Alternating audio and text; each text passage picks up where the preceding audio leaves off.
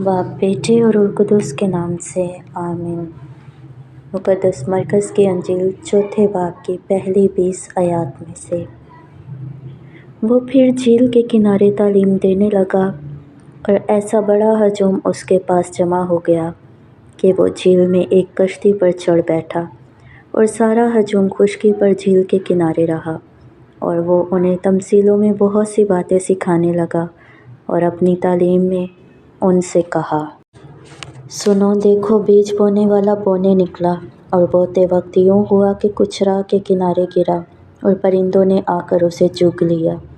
और कुछ पथरीली ज़मीन पर गिरा और गहरी मिट्टी न मिलने के सबब से जल्द उगा। और जब सूरज निकला तो वो जल गया और जड़ न रखने के सबब से सूख गया। और कुछ खारदार झाड़ियों में गिरा और खारदार झाड़ियों ने बढ़कर उसे दबा लिया और वो फल ना लाया। और कुछ अच्छी ज़मीन में गिरा और फल दिया, यानी वो उगा और बड़ा और 30 गुना फल लाया, और कोई 60 गुना और कोई 100 गुना भी। फिर उसने कहा, जिसके सुनने के कान हो वो सुन ले। और जब वो अकेला रह गया तो उन्होंने, जो उन 12 समेत उनके साथ थे, तमसीलों की बाबत उससे पूछा। तो उसने उनसे कहा कि खुदा की बादशाही का भेद तुम्हें दिया गया है, लेकिन जो बाहिर हैं उनके लिए सब बातें तमसीलों में होती हैं, ताकि देखते हुए देखें पर ना पहचानें और सुनते हुए सुने पर ना समझें। ऐसा ना हो कि रुजू लाएं और मग़फ़िरत हासिल करें। फिर उसने उनसे कहा, क्या तुम ये तमसील नहीं समझे? तो सब तमसीलों को क्यों कर समझोगे? बोने वाला कलाम बोता है जो राह के किनारे हैं, जहाँ कलाम बोया जाता है। ये वो हैं कि जब उन्होंने सुना तो शैतान फ़ौरन आकर उस कलाम को जो उनमें बोया गया था उठा ले जाता है। और इसी तरह जो पथरीली ज़मीन में बोए गए हैं वो ये हैं जो कलाम को सुनकर जल्द खुशी से कबूल कर लेते हैं, लेकिन अपने में जड़ नहीं रखते, बल्कि चंद रोज़ा हैं, और जिस वक्त कलाम के सबब से मुसीबत या ईज़ा बर्पा होती है तो फ़ौरन ठोकर खाते हैं। और दूसरे वो जो खारदार झाड़ियों में बोए जाते हैं। ये वो हैं जो कलाम सुनते तो हैं, मगर दुनिया की फ़िक्रें और दौलत का फ़रेब और चीज़ों का लालच हायल होकर कलाम को दबा देता है और वो बेफल रह जाता है।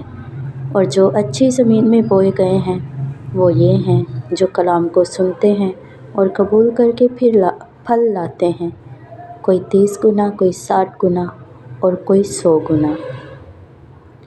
अंजील मुक़द्दस के पढ़े और सुने जाने पर खुदावंद की बरकत हो, खुदा का शुक्र हो।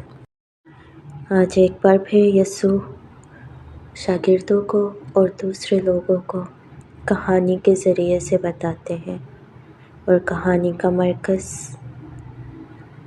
बीज बोने वाला है। लेकिन इस कहानी में हम बीज बोने वाले के बारे में बहुत कम सुनते हैं। आज की मरकज़ी तवज्जो का बाइस 4 किस्म की मिट्टी है, जो कि हमारे दिलों की मिट्टी को तशबीह देती है। इसमें हम देखते हैं कि अच्छी मिट्टी से तवक्को की जाती है कि वो ज़्यादा फल लाए, लेकिन इस कहानी का मकसद इससे कहीं बढ़कर है। सबसे पहले ये 4 किस्म की मिट्टी हम सब में पाई जाती है।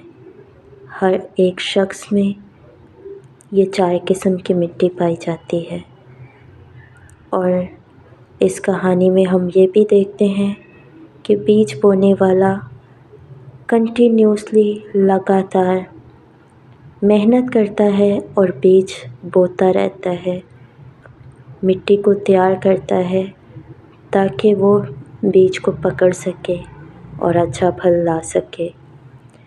ये बीज बोने वाला खुदा को ज़ाहिर करता है, खुदा जो हमारा आसमानी बाप है, जो हमें हर रोज़ मौका देता है और हर रोज़ इस बीज को हम में बोता है, हमारे दिलों में बोता है, अपने पाक कलाम के ज़रिए से, मुख्तलिफ़ लोगों के ज़रिए से जो हमारी ज़िंदगियों में आते हैं।